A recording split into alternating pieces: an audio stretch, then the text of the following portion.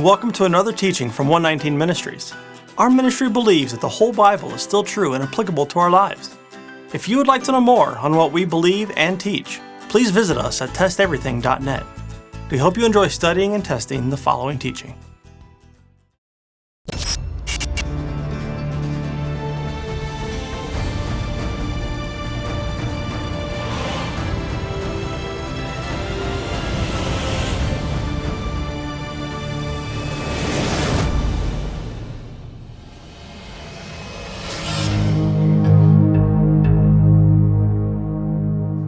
Not surprisingly, there are many different allegations laid out by anti-missionaries to discount Yeshua being the Messiah.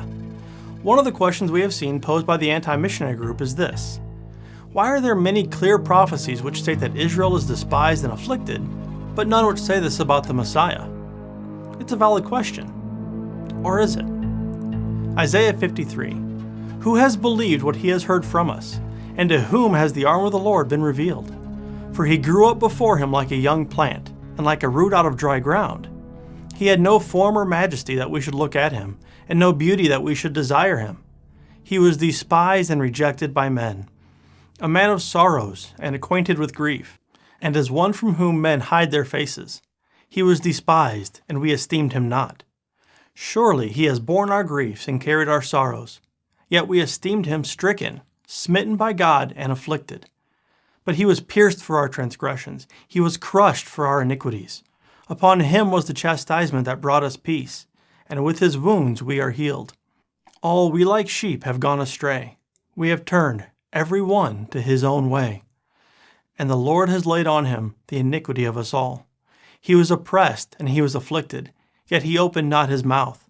Like a lamb that is led to the slaughter, and like a sheep that is before its shearers is silent, so he opened not his mouth. By oppression and judgment he was taken away. And as for his generation, who considered that he was cut off out of the land of the living, stricken for the transgression of my people?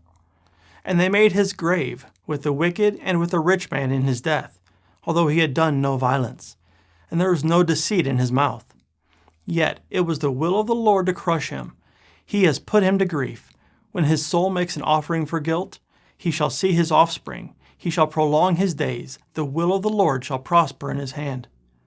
Out of the anguish of his soul he shall see and be satisfied. By his knowledge shall the righteous one, my servant, make many to be accounted righteous, and he shall bear their iniquities. Therefore I will divide him a portion with the many, and he shall divide the spoil with the strong, because he poured out his soul to death, and was numbered with the transgressors.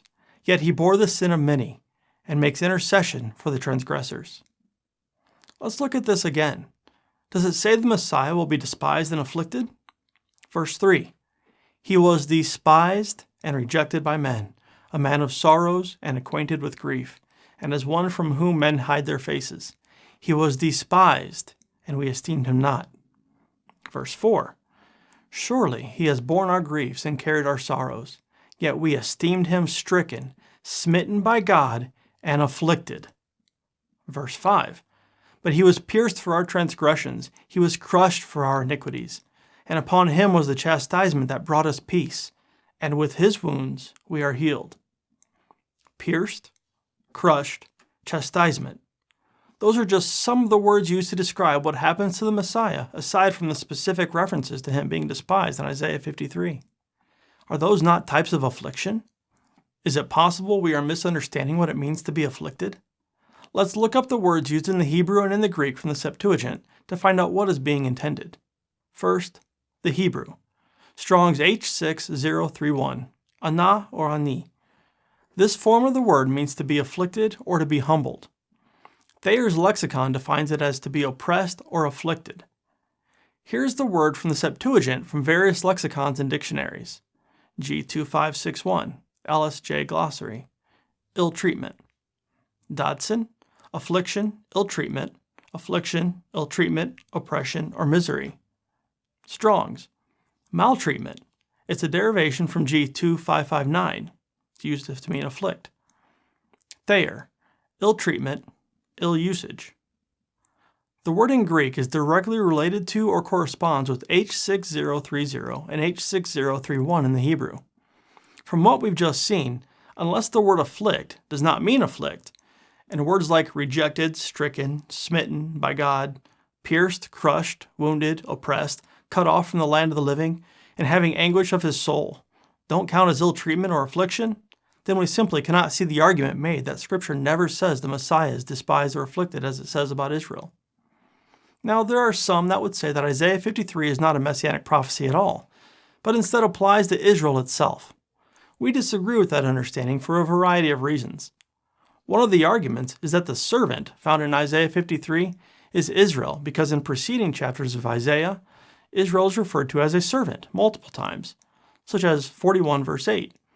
But you, Israel, my servant, Jacob, whom I have chosen. Isaiah 42:1. Behold my servant, whom I uphold, my chosen, in whom my soul delights. Isaiah 44:1. But now hear, O Jacob, my servant, Israel, whom I have chosen. There are others, but those are three of them. However, it's worth noting that Israel isn't the only servant presented in the chapters leading up to Isaiah 53. For example, Isaiah 49:3. And he said to me, You are my servant, Israel, in whom I will be glorified. Isaiah 50 verse 10. Who among you fears the Lord and obeys the voice of his servant? In those verses, the servant being referred to is Isaiah, not Israel. So we can see that just because a servant is mentioned in Isaiah 53, it does not necessitate that the servant is Israel. Beyond that, though, we see additional proof that the suffering servant of Isaiah 53 is not Israel at the end of chapter 52. The famous Isaiah 53 passage actually begins in Isaiah 52 in the last three verses, 13 through 15. So let's review them briefly. Isaiah 52, 13 through 15. Behold, my servant shall act wisely. He shall be high and lifted up, and shall be exalted. As many were astonished at you, his appearance was so marred beyond human semblance, and his form beyond that of the children of mankind. So shall he sprinkle many nations. Kings shall shut their mouths because of him. For that which has not been told them they see, and that which they have not heard they understand. Earlier in chapter 52, we can see that Yahweh is speaking to Israel. Israel is the you found in verse 14. This means that the he, the servant, referred to in those verses, and those that follow, is not Israel. Israel cannot be both the you to whom Yahweh is speaking and the servant being spoken of. This is just one of the reasons we believe Isaiah 53 is messianic. For more on our understanding of this, please see our teaching titled, The Fourth and Seventh Day, Messiah ben David.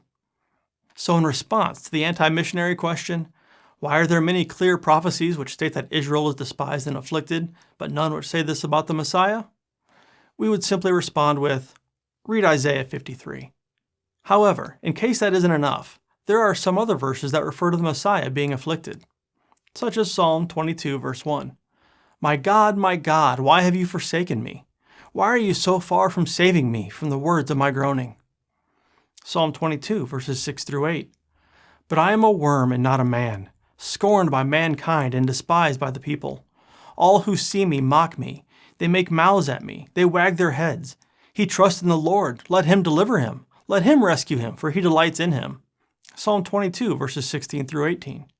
For dogs encompass me. A company of evildoers encircles me. They have pierced my hands and feet. I can count all of my bones. They stare and gloat over me, and they divide my garments among them, and for my clothing they cast lots. Psalm 69 verse 9. For zeal for your house has consumed me, and the reproaches of those who reproach you have fallen on me. Psalm 118:22. The stone that the builders rejected has become the cornerstone. And finally, Zechariah 12:10.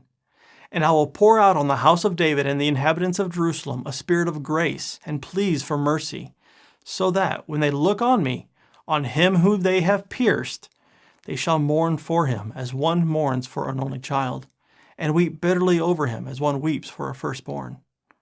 There are additional messianic prophecies, but these are some of the more prevalent ones describing affliction he was to endure. Hopefully you can see that there are other verses relating to the Messiah that indicate he will suffer, and that the he is not Israel. A final thought.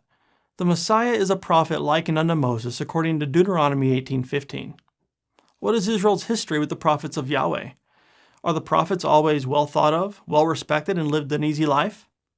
Or were they despised or afflicted, even unto death? 1 Kings 19:10. He said, I have been very jealous for the Lord, the God of hosts. For the people of Israel have forsaken your covenant, thrown down your altars, and killed your prophets with the sword. Even I only am left, and they seek my life to take it away. Nehemiah 9:26. Nevertheless, they were disobedient and rebelled against you, and cast your law behind their back, and killed your prophets, who had warned them in order to turn them back to you, and they committed great blasphemies. Jeremiah 38:4. Then the official said to the king, Now let this man be put to death, inasmuch as he is discouraging the men of war who are left in his city, and all the people, by speaking such words to them. For this man is not seeking the well-being of his people, but rather their harm. Again, there are additional verses to indicate how Israel killed the prophets, but these three should be sufficient to show that in general, the prophets of Israel were not living easy, carefree lives, but instead were despised or afflicted, even unto their death. So, if Isaiah 53 isn't sufficient, and additional messianic prophecies are not sufficient to show that the Messiah was despised and afflicted, then simply, by the nature of being the prophet of Yahweh, he would be despised and afflicted. It's true, not every single person would despise or afflict them. The Messiah will be loved as well, but he would face his own afflictions. We hope that this teaching has blessed you, and remember, continue to test everything. Shalom.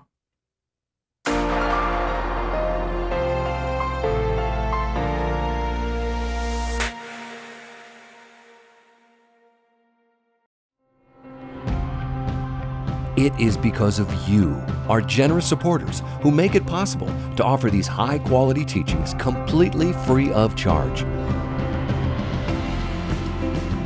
If you feel led to support 119 Ministries so that we can continue this effort, please visit testeverything.net and click on the Support 119 tab.